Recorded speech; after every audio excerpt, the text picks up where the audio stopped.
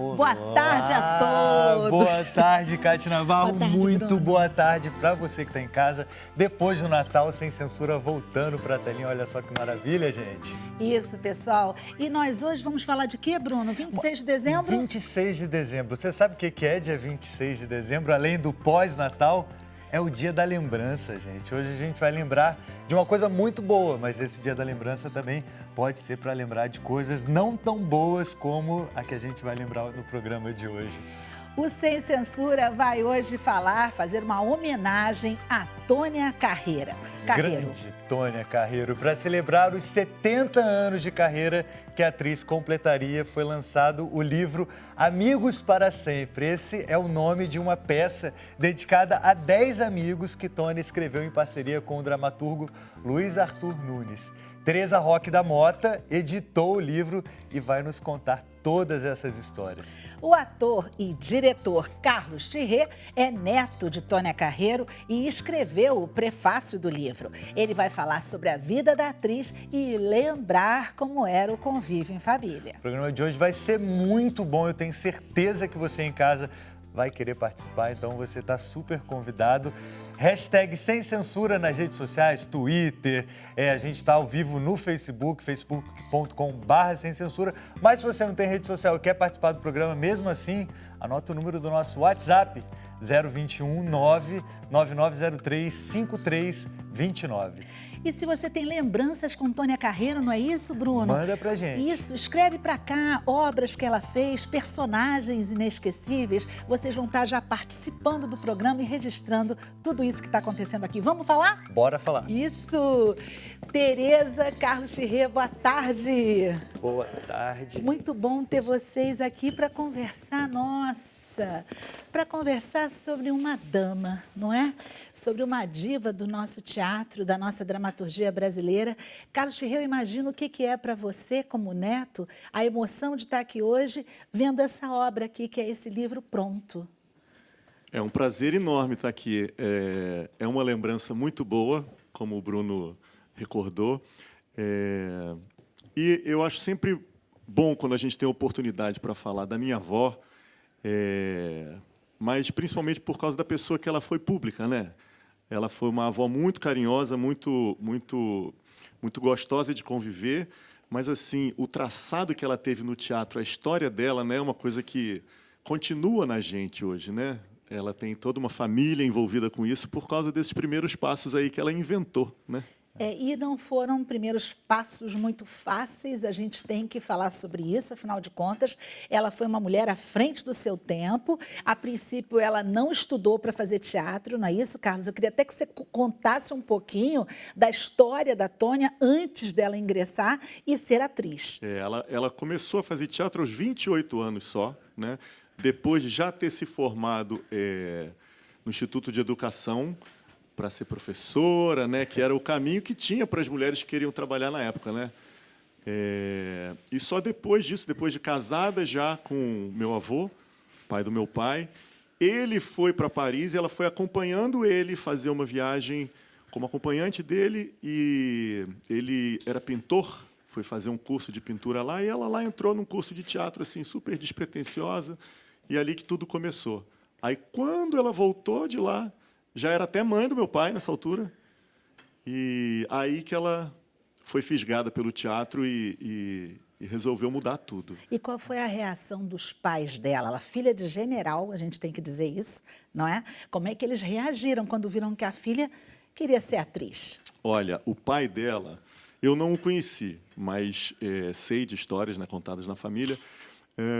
Ele incentivava, por incrível que pareça, né, a gente acha que por ser um general, né, um militar, ia recriminar, ela encontrou mais dificuldade com a mãe do que com o pai nesse sentido, na aprovação, né, em seguir essa carreira. O pai, desde pequenininho, mimava muito ela, chamava ela de princesita para lá, para cá, muito bonitinha e tal, e a minha artista me botava para cantar, cantava com ela. E ela conta isso assim no livro de memórias que ela mesma escreveu, né? E a mãe, ela encontrou mais dificuldade ali em conquistar a mãe nesse sentido, e isso foi uma coisa que durou a vida toda. É mesmo? É. A vida toda? Mesmo quando ela já estava uma atriz consagrada? A vida toda. A mãe resistiu à beça a ir assisti-la no teatro e tudo. Olha, Olha. como é que pode? Uma curiosidade isso. Eu falando em curiosidade, eu queria saber da Tereza, assim, a Tônia Carreiro, uma atriz conhecidíssima no Brasil inteiro, uma das mulheres mais lindas e talentosas que esse país teve. Mas assim, para um jovem que está em casa assistindo a gente, de repente, ó, a gente está vendo a foto dela, olha que coisa linda. Lindíssima Como mesmo. que você descreveria a Tônia Carreiro para de repente, um jovem que não conhece a trajetória dela? Eu tenho a experiência de ter visto Tônia Carreiro desde adolescente, em Pigmalião 70, e ela era um ícone, era uma pessoa que servia de modelo. Eu cortava o cabelo exatamente como dela, todas Inspirada as em meninas Tônia. cortavam exatamente inspirada em Tônia. E aquela personalidade marcava as pessoas, né? Então, você imagina a atriz mais bonita e a mais querida e mais carinhosa, mais generosa. Quem convivia com ela sabia disso. Né? Nas apresentações que a gente tem no livro, eu colhi esses depoimentos da Deolinda, que foi assessora de imprensa dela e amiga, que também trabalhou em outras peças e viajaram juntas. Diz que a maior qualidade da Tônia era justamente, não era a beleza, era a generosidade. E ela conseguiu associar beleza e talento, né? Exato, talento, que é, às vezes, difícil, né? As mulheres muito bonitas sofrem esse preconceito. Ela não pode ser inteligente, se ela é bonita. Né? É só bonita, acho que o bonito ganha. E não. E, às vezes, ela tinha esse lado dela, dizer assim, eu não sou inteligente, mas ela fazia de conta que era. Tudo isso ela conta em determinadas entrevistas que ela deu, depoimentos que ela deixou. Eu consegui colher o máximo possível para colocar junto da peça que está no livro. Carlos ia dizer sobre isso? Muito inteligente e muito culta, Tereza. Então. Era impressionante como minha avó era culta. Que ela lia muita Ela coisa. lia muito, e ela se interessava por artes em geral, e assim, conversar com ela era de alto nível, sabe? O papo com ela era de alto nível. E a gente pode dizer para vocês que estão em casa que esse livro que a Tereza... Opa, um Ui, bichinho. olha, tem uma... Um bichinho aqui, gente, um bichinho. É o Natal, tá cheio de panetone aqui dentro. Nada com uma televisão ao vivo, né? Para a gente fazer tudo Virou bem à meme, vontade. virou meme, Catinara. Pessoal, a gente tem que dizer que esse livro ele é uma obra-prima que a Tereza Roque da Mota conseguiu reunir aqui, fotos belíssimas da Tônia, histórias e também cartas, não é, de grandes amigos dela. Eu queria que você citasse, não é, amigos da Tônia, que são, na verdade, celebridades no Brasil. Todos esses que ela homenageia na peça, que é Rubem Braga, Drummond, Manuel Bandeira, Nelson Rodrigues, todos, Clarice Lispector, todos eles eram grandes nas suas áreas e grandes amigos dela também. Por isso ela se sentia à vontade para falar deles. E para colocar esses bilhetes, um poema de Afonso Romano Santana, está dentro do programa, que eu reproduzi. Quando eu vi o programa, eu falei assim, isso aqui tem que voltar. Né? Essa homenagem tem que ser feita dessa maneira, completa, não só a peça ser publicada. Essa peça, ela tinha exatamente esse título aqui, Exato. Amigos para Sempre? Amigos para Sempre. Era exatamente, esse foi o título escolhido para a estreia, e o programa foi feito como ela queria fazer. Todas as homenagens também contidas no programa. E, além disso, eu acrescentei o restante, quer dizer, um currículo dela, de artístico, para quem não conhece, justamente que precisa conhecer, porque muitas pessoas chegam no lançamento, levam para mim, mas o que é este livro? Sem entender exatamente o que nós estávamos publicando. Não é uma biografia, é uma peça, e a propósito da peça, eu puxo esse fio condutor para falar dela. Nessa biografia, o que você encontrou que te chamou a atenção e que você, por exemplo, desconhecia? Várias coisas eu desconhecia, como ela ter servido de modelo para a moeda de cruzeiro, Olha, o perfil da República. O perfil dessa moeda é a Tônia. Carreiro. A cara, quando você joga Rapaz. cara e coroa na moeda, É a cara é a cara dela. Porque o numismata que desenhou a moeda era fã de Tônia. Então, colocou o perfil dela. Gente, eu acho que poucos brasileiros sabem disso. Eu vim a saber disso há pouquíssimo tempo, sabia? E ela, verdade. quando soube, morreu de dar risada. Ela adorou saber disso. Ela disse, não é possível, eu estou na mão de todo mundo, passo, Exato, não é? ela virou moeda, da mesma forma que a Catherine Deneuve também é o rosto de Marianne, que é a República Francesa. você dizia também que dentro dessa generosidade tinha o trabalho, não é? Que ela executou com vários atores, mas principalmente com Paulo Otran. Principalmente que foi o colega de estreia, né? Os dois estrearam juntos há 70 anos. E ela o contratou para estrear com ela uma peça lindíssima, que era uma comédia, chamada Um Deus Dormiu Lá em Casa. Isso, nada mais, nada menos que o Teatro Copacabana, no Copacabana Palace. Né? Uma grande estreia, um grande sucesso que ninguém esperava, que aquela mulher tão bonita também fosse uma grande atriz. E ela foi pioneira em tudo também, porque naquela época ela já quis ter a companhia dela para fazer o que ela queria, fez Navalha na Carne, né? Um clássico. Foi. E nessa época eu acho que imagino que ela deve ter chocado um pouco, né? Porque todo mundo imaginava a Tony, aquela mulher clássica e tudo. Exato. E ela fez Neuza Sueli. Eu conheci o Plínio Marcos. O Plínio Marcos não era fácil, nem um pouco. E ela fez isso e foi um grande desafio. E ela conseguiu tirar a peça da censura para poder representá-la. Porque ela chegava e falava com os generais como devia falar com o pai dela, né? Você resolve isso aqui para mim. E ela resolvia grandes paradas. Carlos, como é que você ouvia isso em família? Como é que a Tônia levava, por exemplo, histórias que ela vivia no teatro para dentro de casa? O que você ouviu? Olha, a minha avó era uma grande contadora de histórias. Quando se juntava ela e Paulo Otran, Paulo morava em São Paulo, e sempre que via ao Rio ficava hospedado na casa dela, né? Então, assim, a gente se reunia à mesa de jantar e os dois começavam a desfiar histórias de teatro, umas histórias, botava a gente para morrer de rir, contando as histórias dos bastidores, da relação com os amigos, e eles meio que disputavam, cada um queria contar uma história melhor que o outro tinha contado antes. Era uma delícia a convivência. Esse jantar já era para vocês um grande teatro ali, eu imagino, não é? Era. Ao vivo. Né? E só para vocês essa história. Só em família. Irrepetível. Ela contava do Paulo Otran que ele detestava ir a recepções em festinhas depois da peça. Aí ela dizia, não, precisamos ir, Paulo, por favor, é importante, né, fazer essa social, tal, no final das contas são os patrocinadores, não sei o que, a gente não pode ficar, tá bom, eu vou. Chegava lá, ele tomava uma bebidinha, se animava e virava o centro das atenções. E ela, que tinha feito toda aquela força para que ele fosse, que ele não queria ir, ficava de lado e ele era o centro das atenções da festa. Ou seja, ela já sabia o que fazer, né, Bruna? Era só chamar, não é? Ele ia dizer que não e depois ele ia contar a história. Ele contava e ele virava, justamente. O Carlos, você dirigiu a última peça dela, né? Eu dirigi a minha avó num espetáculo chamado Um Barco para o Sonho. Como é que foi dirigir sua avó? Era um texto Alexei Arbuzov, um texto russo, e foi uma experiência ímpar, né? Foi linda. A gente eu já tinha uma trajetória também no teatro, a gente já tinha a vida inteira de convivência, mas a relação profissional revela coisas que não são reveladas, né, de outra forma. E ela contracenava com Mauro Mendonça, foi um grande companheiro no processo todo, e ela já estava, né, com uma certa idade, por isso foi o último trabalho dela. E estava com alguma dificuldade de decorar também.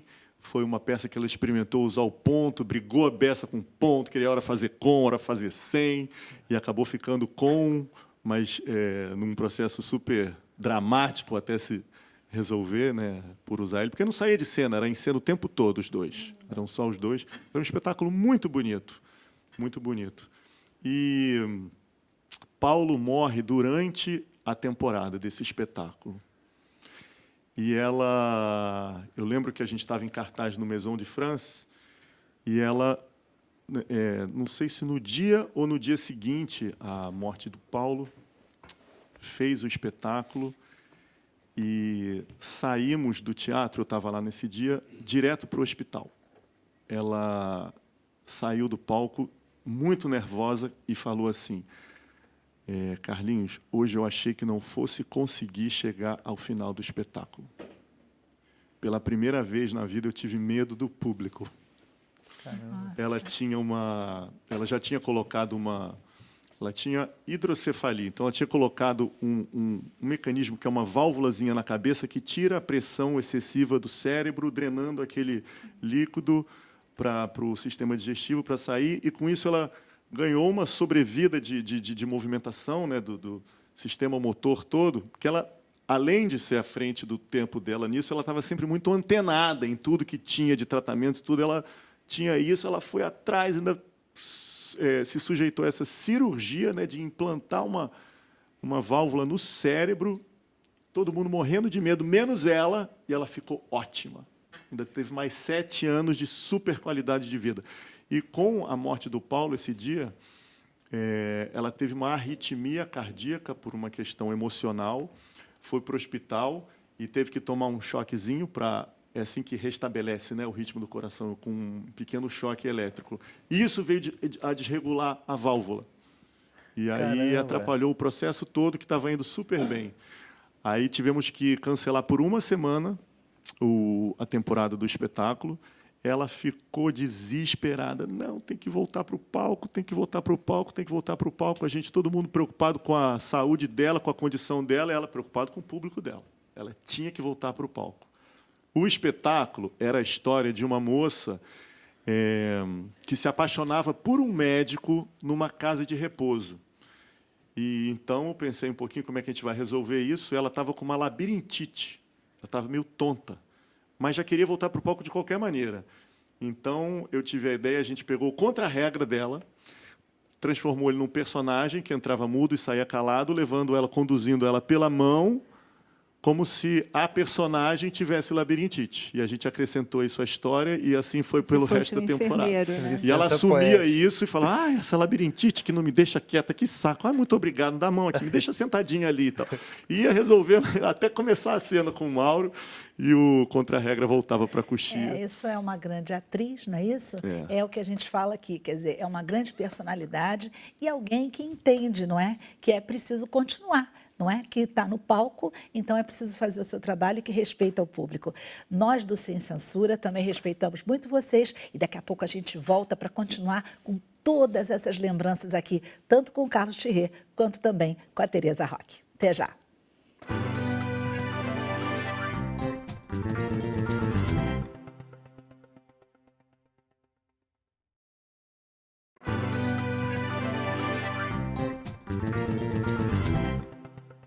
Estamos de volta com o Sem Censura, hoje especial, falando da grande atriz Tônia Carreiro. Bruno Barros, o que o pessoal está dizendo no WhatsApp? Muitas lembranças. Olha só, tem uma mensagem aqui que a gente recebeu pelo WhatsApp.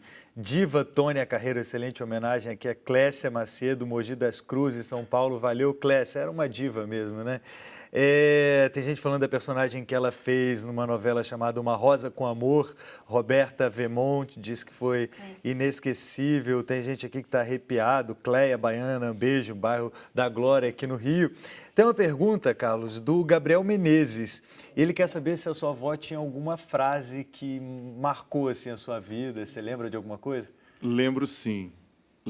A minha avó, uma das coisas que mais chamava a atenção dela é que, mesmo ela tendo se tornado uma grande diva, uma grande, né, pessoa pública e tudo, chamava muito a atenção por ela sempre ter preservado muito a simplicidade. Ela era uma pessoa extremamente simples na sua intimidade. E uma das frases que eu acho que revela isso, que eu adorava, quando a gente morou junto, a gente dividia muito a mesa junto, né? Almoçava junto, fazia refeições juntos, e volta e meia ela sentava e falava assim, uma das melhores coisas, as melhores coisas da vida são as mais simples. Arroz com feijão, café com leite e pão com manteiga. E vale dizer, pessoal, que essa frase está no prefácio do livro, não é isso, Tereza? Exatamente. E que faz parte de todo esse conjunto aqui. Assim que a gente abre, a gente vai ler essa frase. É a primeira coisa que ele começa o texto dele dizendo isso. Luiz Arthur me convidou para fazer o prefácio, Exato. Fiquei muito honrado com esse convite. E eu abro com essa frase e encerro com uma outra que ela dizia que era uma atriz talentosa e tudo e tal, mas que ela nasceu mesmo foi com vocação para ser feliz. Olha... Isso eu ouvi muitas vezes dela. A vocação dela principal era ser feliz. Tereza, você sentiu isso ao longo de toda a pesquisa que você fez também para esse livro? Sim.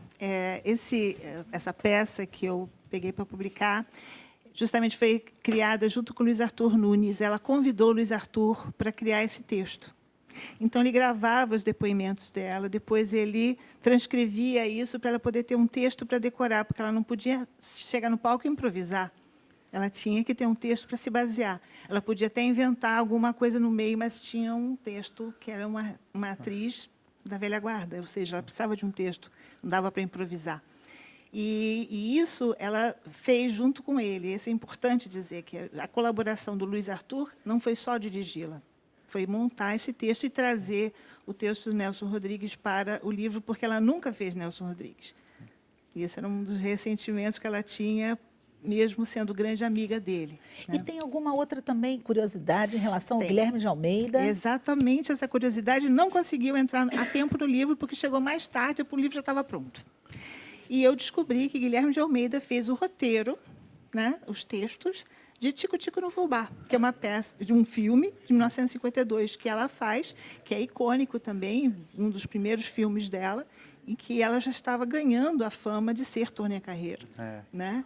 E aí eu me surpreendi de saber que Guilherme de Almeida, poeta, tradutor, né, paulista, tinha feito os textos que foram ditos no filme. Ô, Carlos, eu queria saber da televisão. Ela fez muito teatro, bastante cinema, mas televisão ela fez pouco. Ela não gostava da televisão? Como é que era essa relação? Ela não fez pouco, não, Bruno. Pode ter feito menos do que teatro, né? Eu acho que a grande paixão dela era os palcos. Era o teatro e esse contato direto com o público. Ela valorizava muito isso, gostava muito disso. E do convívio com os colegas, né? No teatro, a grande família que se torna quando se monta um elenco, né? O penúltimo, se eu não me engano, foi o penúltimo espetáculo que ela fez, que era A Visita da Velha Senhora. Ela fez esse projeto para poder conviver com os amigos. Olha. Era um grande projeto, uma Chamou peça o que... Kiko. Oi? Né? Chamou o Kiko. O Kiko, tinha alguns familiares ali, atores também. Kiko, Bárbara, que é irmã do meu pai, também fazia como... Bárbara Thierry fazia como atriz. E era um elenco enorme. E Moacir Góes dirigiu e tinha, sei lá, devia ser um elenco de 30. Tinha jovens, idosos da idade dela, mas várias gerações. Ela queria aquilo, proporcionar aquele convívio. Esse era o fascínio dela. Tinha algum personagem, até em relação à pergunta do Bruno, de televisão, que ela teria gostado mais ou que ela teria se encantado mais, que ela falava? Olha, um que foi muito marcante, eu não sei se era o que ela declarava, o que ela responderia essa pergunta com ele, mas, para mim, foi a Stella Simpson, de Água Viva. De Água Viva. Né? Que foi uma personagem muito marcante, uma novela do Gilberto Braga, muito marcante. Elogiada muito das elogiada, coisas, como ela dizia as frases que só ela poderia dizer. Exatamente. Na novela, era uma mulher à frente do seu tempo. Né? E a gente também não pode deixar de dizer que a família seguiu, não é isso? Vocês são quantos? Hoje a gente tem até, enfim, tem os netos, tem bisnetos trabalhando. Ela só teve o meu pai de filho, né? Essa irmã que eu falei, uma irmã por parte de pai, não é filha dela. E o meu pai teve 4 filhos e Cécio Thierry. E eu tenho 3 e a minha irmã tem mais 3. Os meus são novos ainda. Dos 3 da Luísa, 2 estão trabalhando já no ramo também. Vitor Thierry e Juliana Thierry. Que são ótimos. Isso não é uma família, isso é um elenco. Ela produziu um elenco. Produziu um elenco dos melhores. Tereza, e você com certeza produziu uma grande obra. Eu queria que aqueles que tivessem interesse em ter, por exemplo, conhecimento, por exemplo, pegar nesse livro para ver. Exato, ele está em todas as livrarias da Travessa, está na Amazon também, né? Também está no site da editora, que é Ibis Libris. Ou seja, todo mundo pode ver as fotos, ler os textos e ter acesso a todas essas histórias que a gente falou aqui. Exato, e muito mais, muito não mais. É isso? E Luiz Arthur, o diretor né, que fez o livro com Tereza, ele narra o processo de criação do espetáculo. Né? E é muito bonito, muito sensível a escrita dele, muito bacana. São apresentações bonitas, tanto da Deolinda Vilhena, do Luiz Arthur, a sua, e a do Kiko, né? A do Léo Thierry, que acabou entrando por último, que ele postou no Facebook, e eu peguei do Facebook e coloquei no livro. Cécio Thierry, eu queria que você dissesse a ele da nossa alegria, né, de poder ter falado hoje da mãe dele aqui. Eu sei do carinho de vocês todos da família, quando a Tônia já não estava muito bem de saúde. Queria agradecer a sua presença aqui, Carlos. Queria que você levasse o carinho para toda a família. Obrigado. E também para você, Tereza, parabéns pela obra que você realizou. Obrigada. A gente está nesse finalzinho do Sem Censura aqui, né, Bruno? Que foi um verdadeiro presente pós-Natal.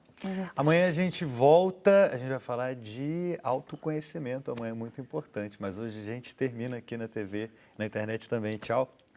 Gente, foi uma ótima lembrança, não foi? Nesse dia da lembrança, a gente falar de Tônia Carreiro, a gente precisa registrar mais essas grandes damas do teatro brasileiro, da nossa cultura e lembrar sempre disso tudo, como é que a arte faz a diferença. A gente volta amanhã, às 6 da tarde. Tchau.